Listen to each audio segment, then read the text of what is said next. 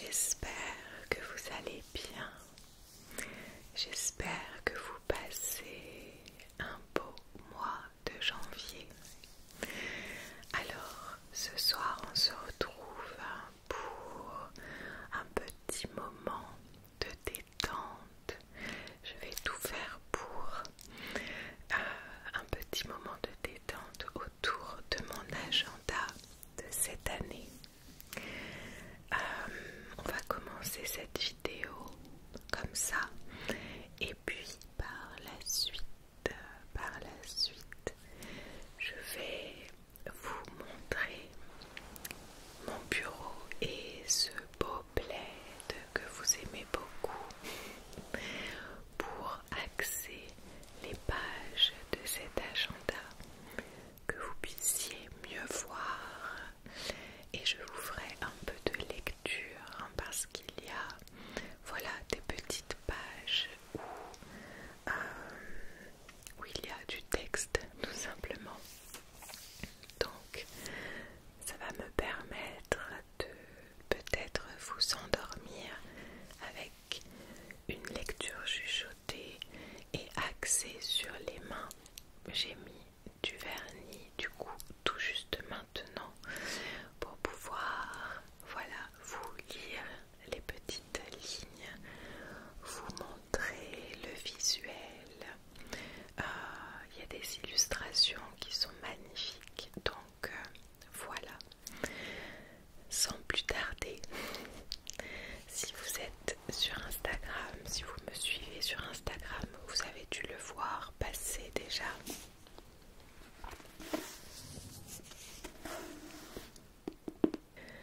C'est un agenda que j'ai déjà vu passer depuis ces 3 dernières années, et puis cette fois-ci je l'ai acheté.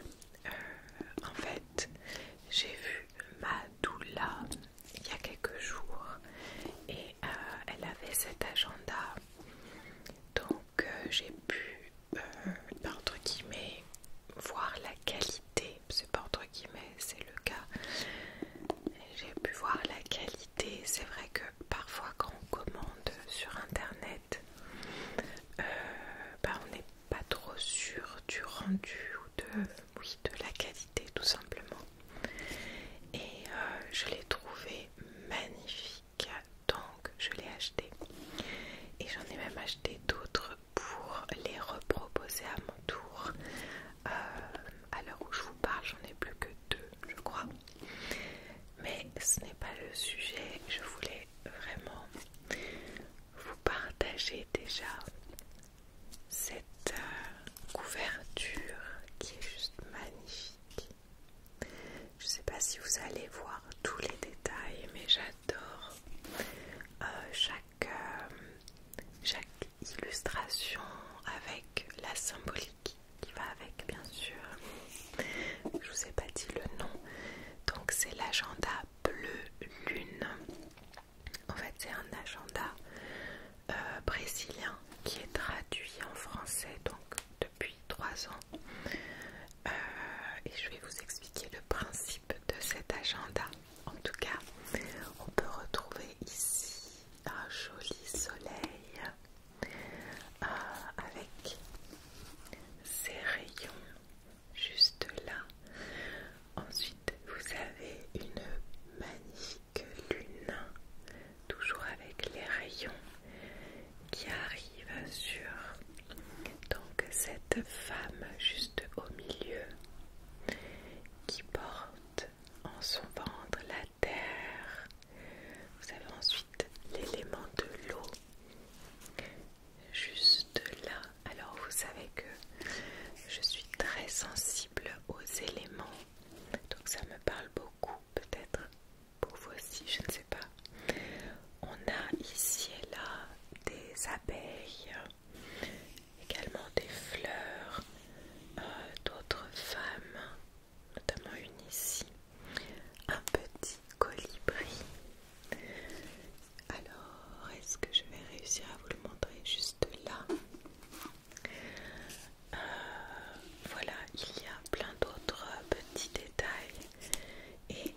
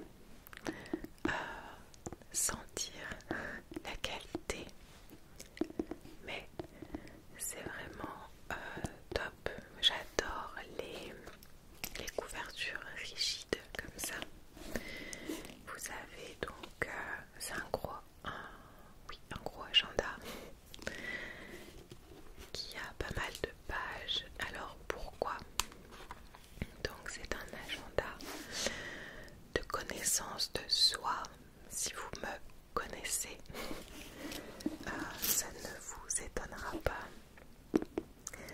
Et c'est spécifiquement pour les femmes parce que tout simplement on va venir réapprendre nos cycles.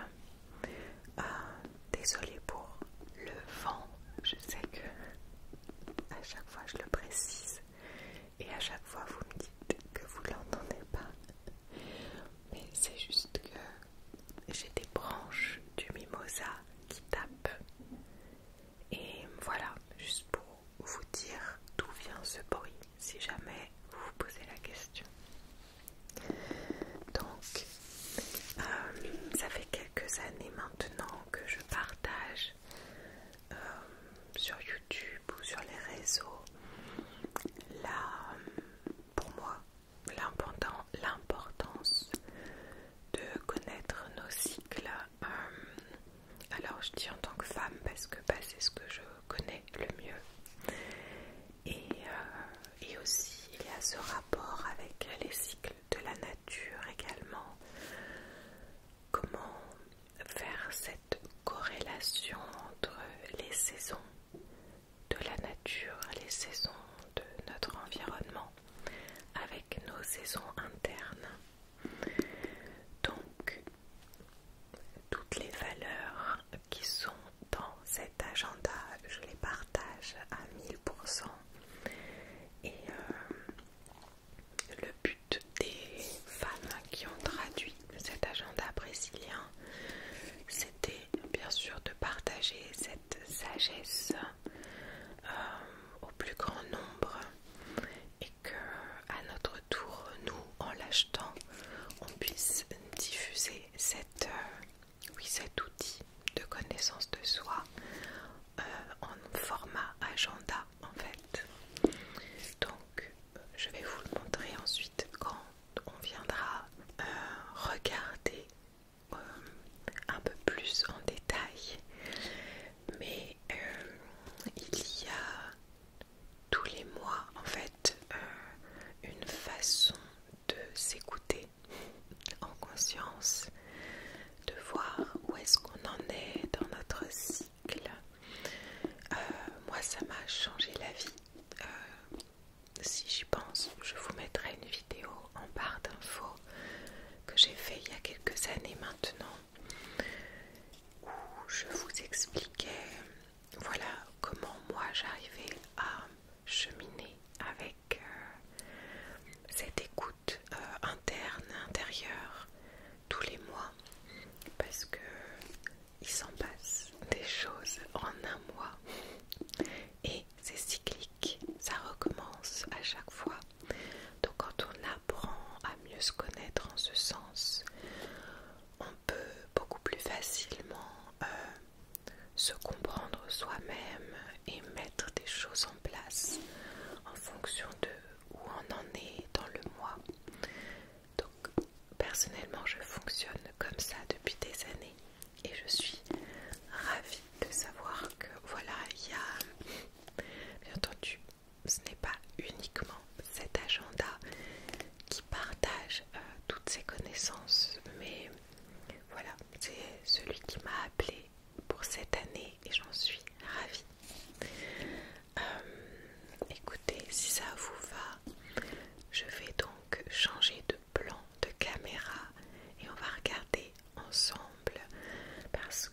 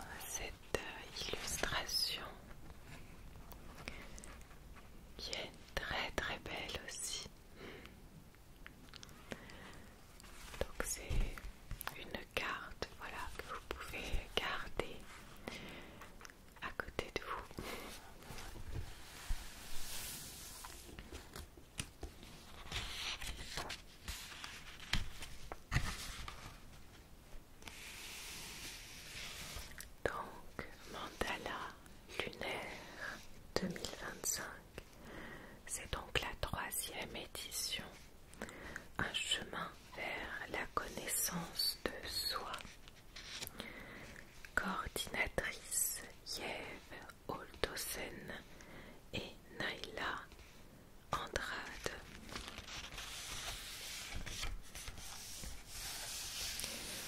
Ici, donc on nous explique, je vais vous faire un petit peu de lecture, donc vous pouvez tout simplement rester dans ce calme et écouter ma voix. Édité au Brésil depuis 10 ans, le mandala lunar, mandala lunaire en français, est un ouvrage brésilien créé par des femmes pour des femmes. Pour la 3e année consécutive, il est adapté en français par Bleu Lune, la maison d'auto-édition créée par Coralie et Chloé, 2 amies de cœur. Ce livre, journal intime et agenda, s'adresse aux jeunes filles et aux femmes qui souhaitent mieux comprendre leur cycle féminin. Menstruation, périménopause et ménopause, et s'engager vers la connaissance d'elle-même. Grâce au mandala lunaire, vous êtes votre propre guide. Vous apprenez à vous observer, à vous connaître et vous comprendre pour mieux vous accepter. Véritable outil de connaissance de soi, ce livre vous aidera à cheminer à chaque étape de votre vie de femme. Adolescence, menstruation, grossesse, maternité, périménopause, ménopause, déséquilibres gynécologiques ou hormonaux, que vous soyez déjà menstrué ou pas, ménopausé et quelle que soit votre méthode de contraception naturelle ou artificielle, vous pouvez l'utiliser. À l'intérieur, vous découvrirez des savoirs sur les cycles, des saisons et de la lune, des connaissances sur les cycles menstruels, 12 diagrammes lunaires pour observer vos cycles selon une méthode créative, ainsi qu'un marque-page pour réaliser votre propre légende d'auto-observation. Donc je pense qu'il s'agit de ce marque-page juste là. On retrouve donc un agenda 2025, un journal intime, des illustrations, textes et poèmes de femmes engagées pour leurs droits et ceux de la nature. Toutes les illustrations et la majeure partie des textes présents dans l'ouvrage sont réalisés par des femmes brésiliennes et autochtones auxquelles le Bleu Lune reverse des droits d'auteur. Donc on nous en dit un peu plus à nouveau. Et je ne vais pas tout vous lire alors que bon, c'est très intéressant. Mais je voulais commencer à vous montrer un petit peu comment est fait l'agenda. Donc vous avez ici le sommaire, mais je vais vous lire justement les parties de ce sommaire. Donc on a ici un chemin vers la connaissance de soi, où on nous parle de connexion au cycle de la nature, aussi bien à l'intérieur qu'à l'extérieur de nous. On nous parle d'auto-observation quotidienne de nos émotions, de nos sensations, la contemplation, la dimension cyclique. D'ailleurs, on nous parle ici de cette dimension-là, des cycles à l'infini.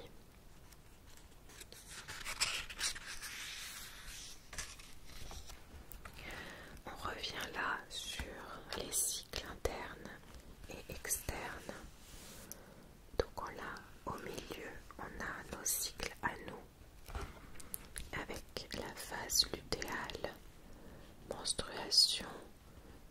phase folliculaire et ovulation. La nuit, l'aube, le matin, l'après-midi, le crépuscule.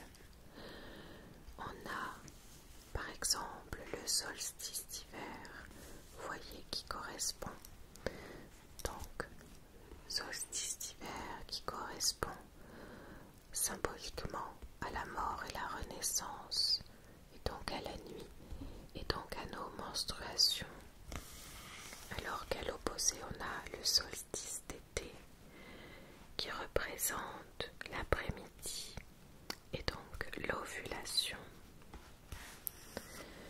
Donc on peut faire tous ces rapports, c'est très bien expliqué à nouveau ici.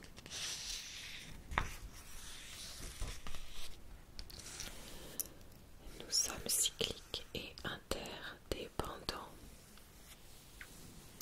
Ici on parle du temps cyclique toujours. Pourquoi compte-t-on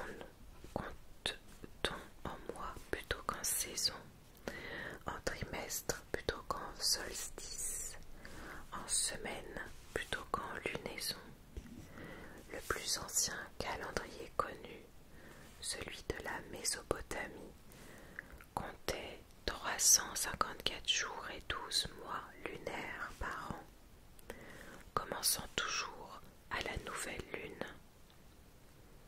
Et ensuite on nous explique plus tard comment on est passé sur un calendrier solaire, etc. Moi je suis hyper intéressée par tout ça depuis très longtemps, et juste d'avoir toutes ces informations ici et ces rappels, pour moi finalement, j'aime beaucoup. Vous savez, c'est comme si on revenait finalement à ce principe de, comme il y avait écrit avant, que tout est interconnecté, et de ne pas oublier qu'on n'est pas juste en dehors de tout ça, on fait partie de tout ce qui se passe sur cette terre et bien au-delà aussi. Donc là on reparle des solstices et des équinoxes, toujours avec les symboliques à chaque fois. Et là on a cette roue de l'année. Donc hop, ici on a janvier, février, mars, et on continue jusqu'à décembre avec tous les solstices et les équinoxes et leurs symboliques à chaque fois.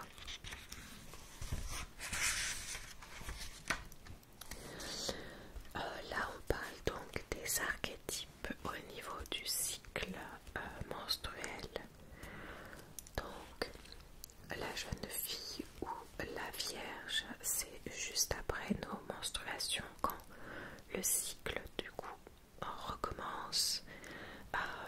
On nous parle de se mettre en mouvement, énergie assimilable à celle de la phase préovulatoire ou de la lune croissante. Après les menstruations, nous entrons en phase préovulatoire. Lors de cette phase, nous pouvons nous sentir plus dynamiques, plus confiantes, plus enthousiastes, extraverties et spontanées, ce qui est complètement l'inverse des énergies, donc des menstruations juste avant. Cette énergie est assimilable à celle de l'arrivée du printemps ou au début d'un nouveau cycle. Donc on nous dit qu'on ressent très souvent de l'inspiration, de l'espoir. On a un élan pour découvrir et apprendre, accomplir ce que nous avions prévu. Voilà, donc tout ça, moi je le ressens à chaque mois. C'est très souvent ici où j'ai beaucoup de projets qui viennent en tête, beaucoup d'inspiration. Ensuite, on a la phase ovulatoire qui correspond à l'archétype de la mère. Donc c'est l'expansion et la plénitude. Donc ça peut correspondre à la pleine lune. Pendant cette période, nous sentir plus stables, expansives et disposées à entrer en relation avec les autres. On est plus aimante, plus compatissante et communicative, plus séduisante, plus confiante. Notre désir sexuel peut augmenter, tout comme notre envie de profiter et de faire plaisir. Le moment est propice à la rencontre, à l'organisation aussi et à la célébration. On nous dit que ça peut être assimilé à l'énergie de l'été. C'est le moment idéal pour lâcher le contrôle et être dans l'acceptation et la fluidité de la vie. Donc ça aussi, c'est une période, je sais, chaque mois quand je suis dans cette phase, je ressens beaucoup cet archétype de la mère parce que voilà, je vais plus prendre soin déjà de moi mais des autres et je vais être vraiment dans cette énergie de confiance où je vais finalement réussir aussi à avoir assez de confiance pour mettre en place ce que j'ai ressenti sur les quelques jours avant en fait. Ensuite on passe sur la phase prémenstruelle, donc où lune décroissante. C'est l'archétype de l'enchanteresse, c'est vraiment un temps pour soi. La phase prémenstruelle, donc souvent il y a une majorité des femmes qui ressentent le syndrome prémenstruel, le SPM. Du coup, c'est ce moment-là. Il est généralement marqué par un besoin d'introversion et d'introspection. C'est un moment opportun pour écrire, pour évaluer, analyser, en vue de transformer ce qui doit l'être. Donc là on est vraiment sur une observation. Il se peut également donc que nos pensées soient confuses. Ils disent aussi que on est dans un fort moment d'énergie créatrice aussi et intuitive. Ensuite, j'ai raté des phrases, c'est pas grave. Cependant, en se reconnectant à notre intuition, nous pouvons arriver à y voir plus clair. Si l'intensité des émotions et des ressentis peut nous amener à penser que nous sommes excessives ou hors normes, cette période est une opportunité de transformation et de guérison. Vous pouvez en profiter pour libérer les éventuelles tensions par la danse ou toute autre forme d'expression créative. Honorez la femme sacrée que vous êtes et prenez soin de vous. Cette phase est très importante, cette phase prémenstruelle où on peut donc ressentir beaucoup de choses et en très grosse intensité. Quand j'ai commencé à mieux me renseigner sur mes cycles, ça m'a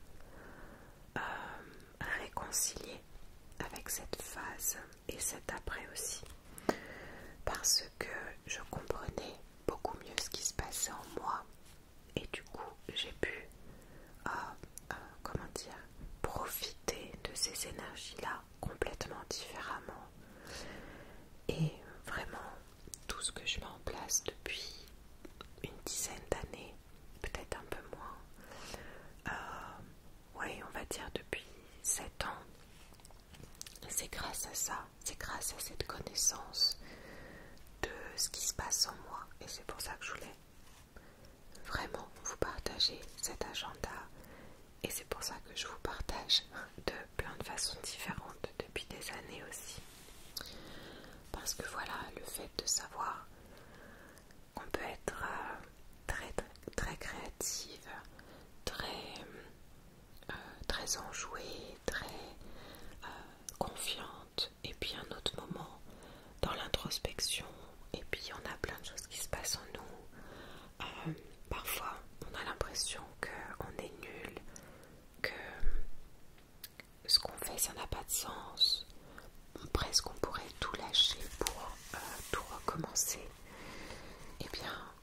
sait, par exemple, qu'on est dans cette phase-là, on ne voit plus les choses de la même façon puisqu'on se connaît et on se dit tiens, je suis là, j'en suis là actuellement, comment je peux utiliser ce que je ressens et les énergies actuelles en moi.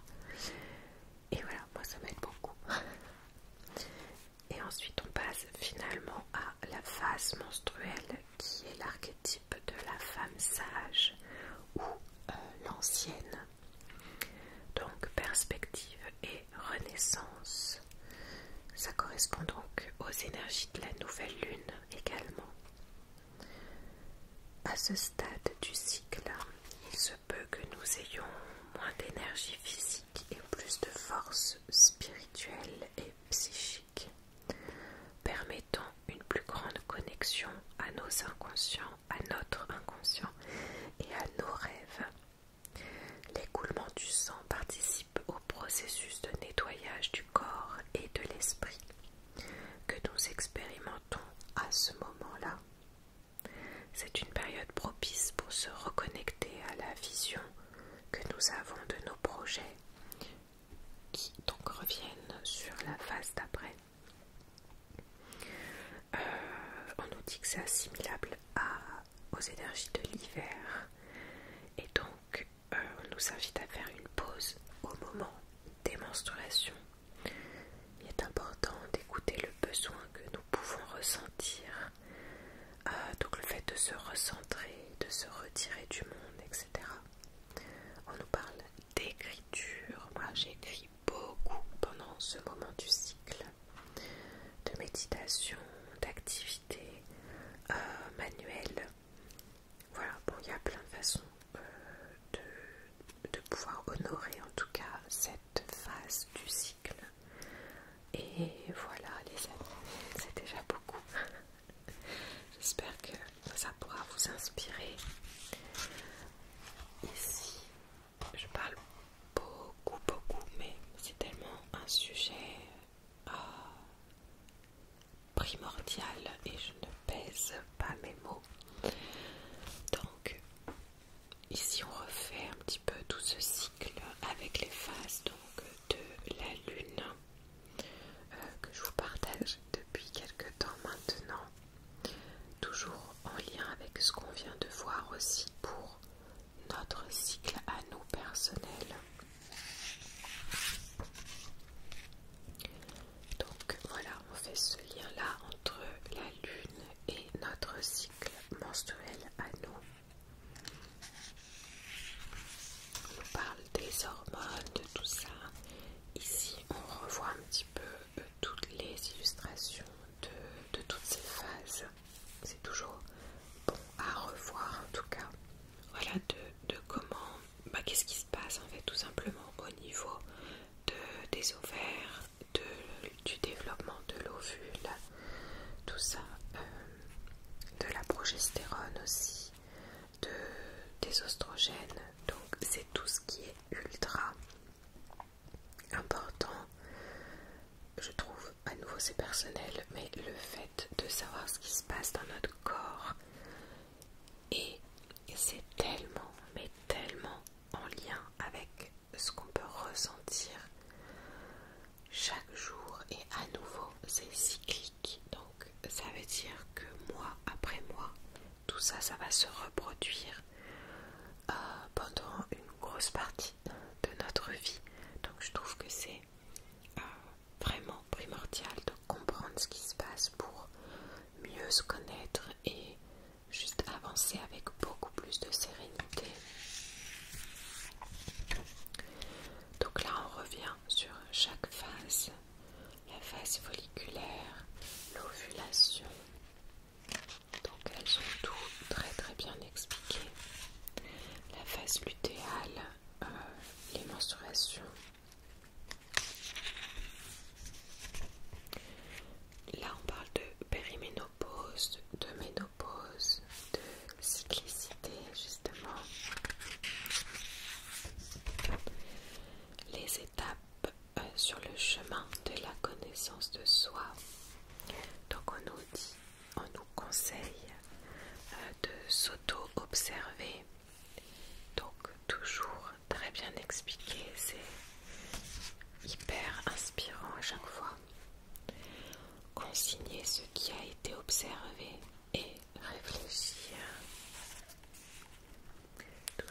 observer et prendre de la hauteur. L'écriture introspective comme remède, donc là elle conseille comment faire cette écriture introspective. Donc planifier en fonction des cycles naturels, internes et externes. Par exemple, quelle est la date de mes prochaines règles? Je vais prévoir un moment créatif. Ou bien, quel est le jour de l'équinoxe? Je vais célébrer ce changement de saison. Donc voilà, tout plein d'exemples. C'est tout ce que je vous partage aussi. Et qui fait sens pour moi. Et donc ici, on a un exemple de diagramme lunaire, tout du moins, de, comment on appelle ça, de légende, des diagrammes, oh je vais y arriver, je suis fatiguée, des diagrammes, comment les utiliser pour noter tout simplement au niveau de nos humeurs, de nos émotions, mais aussi physiquement, est-ce qu'on a eu des douleurs, est-ce qu'on a ressenti beaucoup d'énergie, etc. Et donc là, elle nous conseille ça parce que donc on a ici tous les mois, donc c'est réuni au début de l'agenda. Vous avez donc des diagrammes là en fonction des moments de l'année. Donc là c'est du 30 décembre au 28 janvier. Vous avez les jours ici avec également le cycle lunaire qui correspond. Là on a le lundi 13, donc ça sera la pleine lune. Et bien on peut écrire ici en fonction de légendes là, mais on peut en créer nous-mêmes bien sûr. Et tous les mois on va venir déposer tout ce qu'on observe, et du coup eh bien on peut beaucoup plus facilement d'une page à l'autre se dire attends le mois dernier c'était comment, et donc voir tout de suite le mois d'avant, le mois d'après. Donc ça je trouve ça super, toujours dans ce but de s'observer. À nouveau des exemples de légendes. Donc comment remplir le diagramme, les diagrammes, relire et analyser, c'est aussi le but. Là on a toutes les lunaisons de 2025. Ici donc, c'est trop beau. Semer des intentions pour 2025. Donc à cultiver tout au long de l'année, car l'art de semer des graines réside dans le soin qu'on apporte. Comment puis-je cultiver l'amour dans toutes mes relations? Comment puis-je prendre soin de moi au mieux? Quelles sont mes réelles priorités? Quelles sont mes valeurs qui me guident? Qu'ai-je envie de voir grandir dans ma vie? Comment puis-je nourrir ma créativité?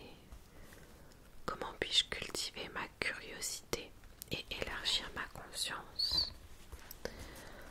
Donc voilà, ce sont des réflexions que j'ai plusieurs fois par an, peut-être surtout en début d'année. Enfin, moi je les ai surtout au niveau de l'hiver, mais voilà, ça c'est bien aussi de revoir tout ça, peut-être plusieurs fois par an.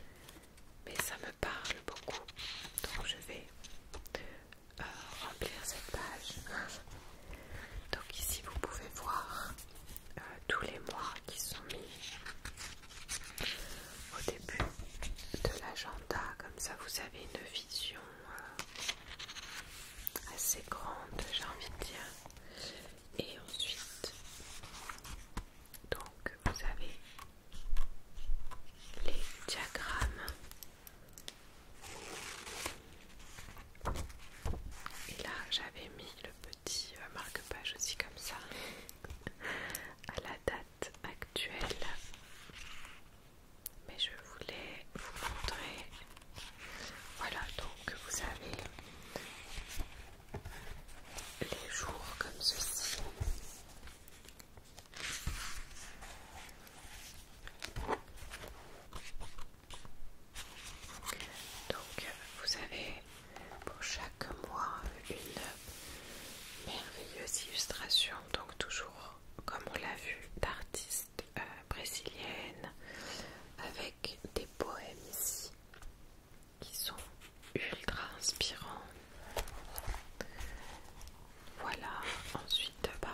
vous avez d'autres textes aussi sur plein de sujets.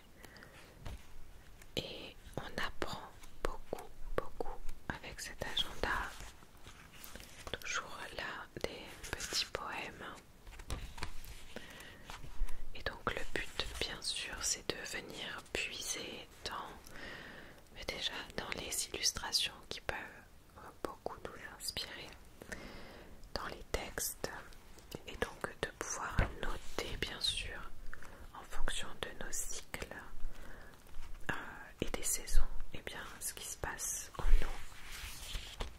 Là vous avez l'équinoxe de printemps avec le mot ouverture. Comment je me sens maintenant? Comment est la nature autour de moi? Et voilà les amis, je pense que je vous ai montré une bonne partie de l'agenda.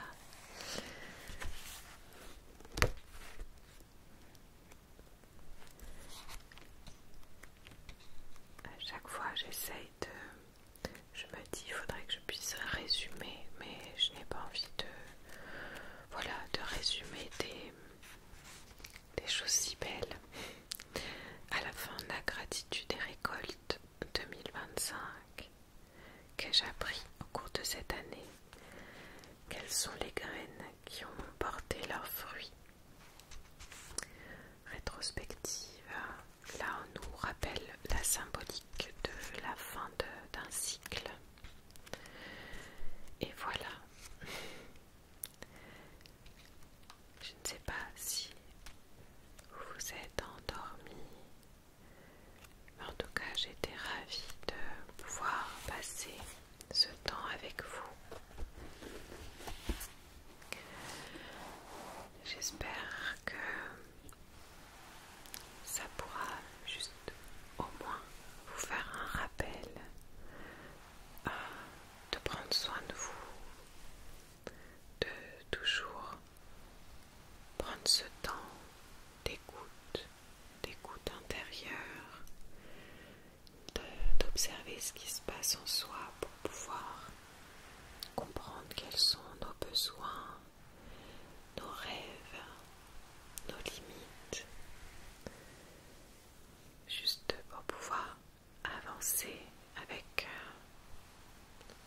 et bien toujours plus de bienveillance, mais surtout qu'on puisse cultiver de la confiance. En fait, je crois que plus on se connaît, plus on a confiance en soi, et c'est en ce sens